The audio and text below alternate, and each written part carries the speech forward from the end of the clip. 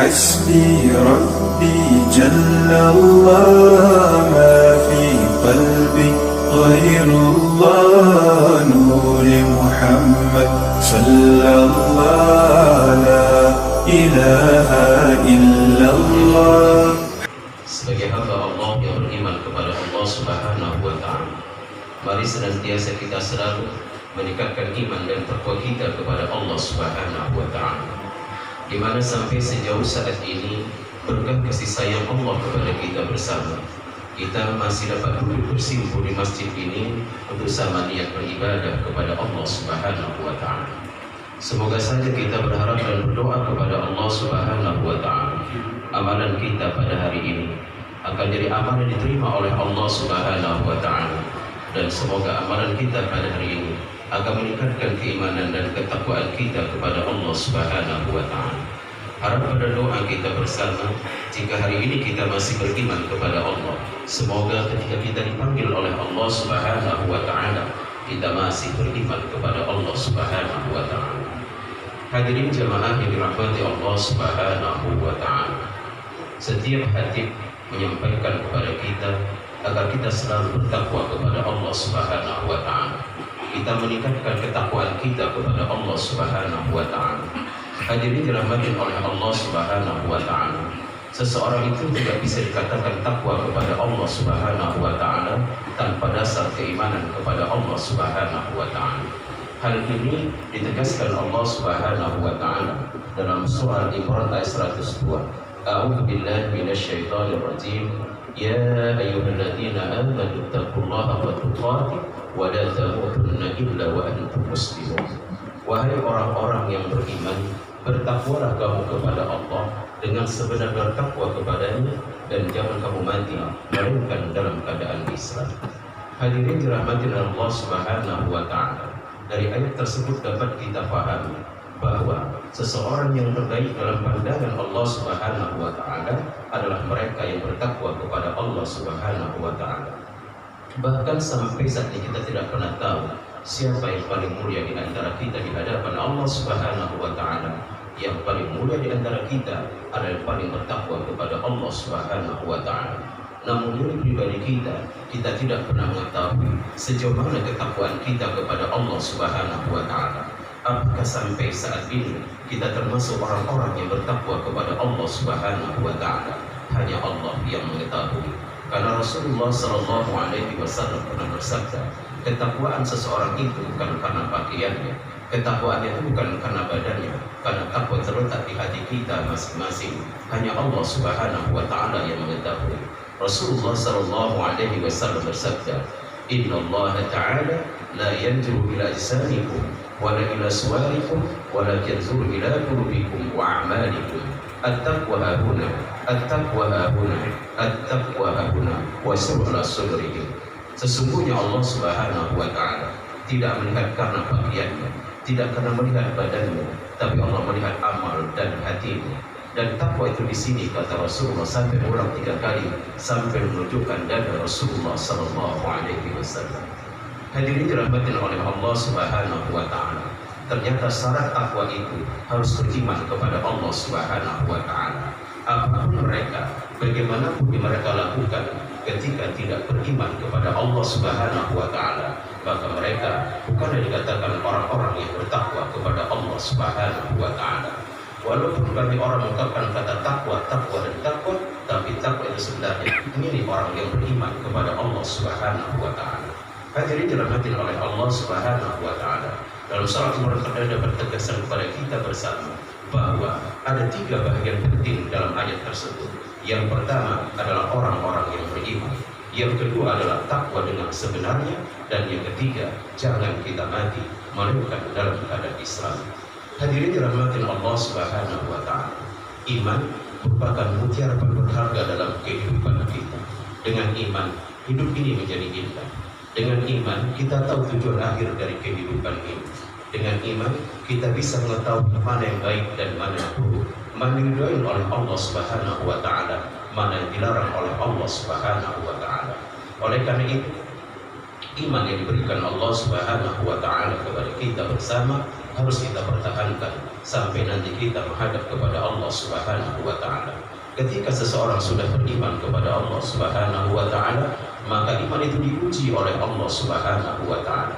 Bahkan dalam surah Al-Qur'an Allah Subhanahu wa taala menyatakan kepada kita bersama, sangkanya kamu dibiarkan menyatakan beriman kepada Allah Subhanahu wa taala sebelum kamu diuji oleh Allah Subhanahu wa taala. Hadirin dirahmati Allah Subhanahu wa taala. Ujian iman itu ada dua bahagian. Yang pertama, ujian kesenangan. Yang kedua adalah ujian kesusahan.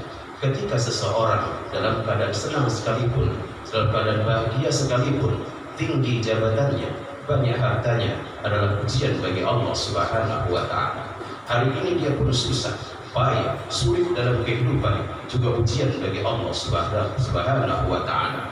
Oleh karena itu, bagi orang-orang yang beriman kepada Allah Subhanahu wa taala, dalam menanggapi itu semua sama saja baginya.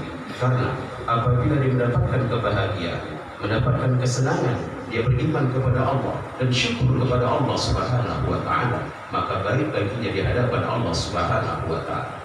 Jika hari ini pun dia susah, payah, sulit dalam kehidupan ini, dia bersabar kepada Allah, itu juga baik bagi dirinya. Oleh karena itu, bukan orang yang senang saja masuk ke dalam surga, dan bukan orang susah masuk ke dalam surga, tapi bagaimana dia menanggapi ujian Allah Subhanahu wa taala dalam kehidupannya. Hadirin dirahmati Allah Subhanahu wa taala. Oleh karena itu, iman terus dipupuk, iman terus dipertahankan, dan iman itu berkembang dan nampak apabila diaplikasikan di dalam kehidupan. Maka masuklah bahagian kedua, haqqa tuqati, bertakwalah kepada Allah dengan sebenar-benar takwa kepada Allah Subhanahu wa taala. Maknanya di sini adalah ketika kita melakukan amalan-amalan saleh, amalan-amalan yang dibaik oleh Allah Subhanahu wa taala, kerjakanlah dengan sebenar-benarnya. Jangan kita melakukan satu amal kebaikan, niat kita bukan karena Allah Subhanahu wa taala. Badan kita serahkan kepada Allah, rukuk dan sujud di hadapan Allah, namun hati kita tidak kepada Allah Subhanahu wa taala.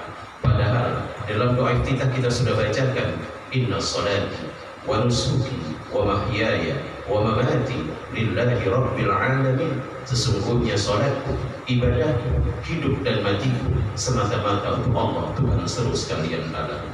Oleh karena itu, ketika kita beribadah kepada Allah Subhanahu wa taala, serahkanlah semuanya kepada Allah Subhanahu wa taala. Ada orang memuji atau tidak, ada orang melihat atau tidak, ada orang mendengar atau tidak, memuji atau menghina, dalam pandangan kita sama, karena kita bukan ingin dari mereka, tapi ingin pahala dari Allah Subhanahu wa taala. Hadirin dirahmati Allah Subhanahu wa taala. Karena amalan-amalan kita lakukan bukan karena Allah Subhanahu wa taala. Allah Subhanahu wa taala tetapkan kepada kita bersama seperti debu di atas batu, tertimpa hujan, habis tanpa bekas sama sekali. Bangga dengan amal yang dilakukan, tapi tidak ada apa-apanya di hadapan Allah Subhanahu wa taala. Kama sirusofwanin alaihi turabun fa'asabahu wa bidum fatakabus sabda. Amalan-amalan yang bukan karena Allah, kata Allah, seperti debu di atas batu, tertimpa hujan, habis tanpa bekas sama sekali. Bangga dengan amalnya, namun nol dalam pandangan Allah Subhanahu wa ta'ala. Oleh karena itu, Allah Subhanahu wa ta'ala memperingatkan kepada kita bersama, menesankan kepada kita bersama dalam soal Kahfi ayat yang terakhir. Wa man kana yarju liqa'a rabbih falyamal amalan shalihan wa la yusyrik bi ibadati rabbih ahada. Siapa saja yang ingin bertemu dengan Tuhannya, penuh kasih sayang kepada Allah Subhanahu wa ta'ala, ketika beramal saleh, jangan sekutukan seorang pun di dalamnya. Hadirin dirahmati Allah Subhanahu wa ta'ala. Dalam kitab Fathul Majid, Allah Subhanahu wa ta'ala menanya kepada orang-orang penghuni neraka yang siksaannya paling ringan di dalam neraka tersebut dengan mengatakan, wahai penghuni neraka, kalau kamu punyai harta sebesar bumi ini, bahkan ditambah satu besar bumi, dua bumi ini, agar kamu keluar dari neraka ini dan menebuskan harta tersebut, akankah kamu lakukan, kata Allah. Maka siapa mengatakan, ya Allah, akan saya lakukan, akan kami lakukan, asal kami keluar dari neraka ini. Maka Allah Subhanahu wa ta'ala berfirman, aku minta lebih kecil daripada itu. Apa itu ya Allah? Jangan sekutukan aku. Hadirin dirahmati Allah Subhanahu wa ta'ala. Maka ketika seseorang dalam hidupnya tidak akan mensekutukan Allah Subhanahu wa ta'ala, maka hak seorang hamba akan dimasukkan ke dalam surganya Allah Subhanahu wa ta'ala. Hadirin dirahmati Allah Subhanahu wa ta'ala. Bagian ketiga, wala tamutunna illa wa antum muslimun. Dan jangan kita meninggal dunia melainkan dalam keadaan Islam. Kita sudah ngerti dan sudah paham bahwa agama yang paling ridho Allah itu adalah agama Islam. Dalam Al-Quran Allah Subhanahu wa taala berfirman, "Wa may yabtaghi ghairal islami dinan fala yuqbala minhu wa huwa fil akhirati minal khasirin."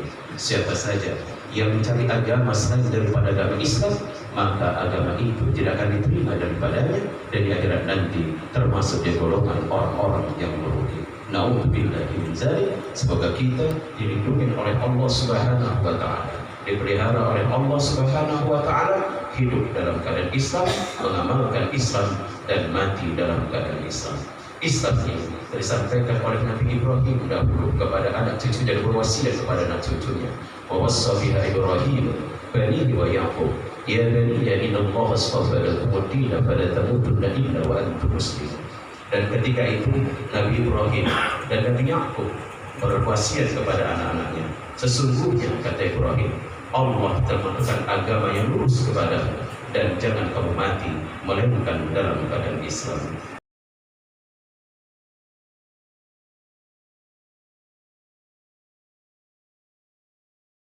حسبي ربي جل الله ما في قلبي غير الله نور محمد صلى الله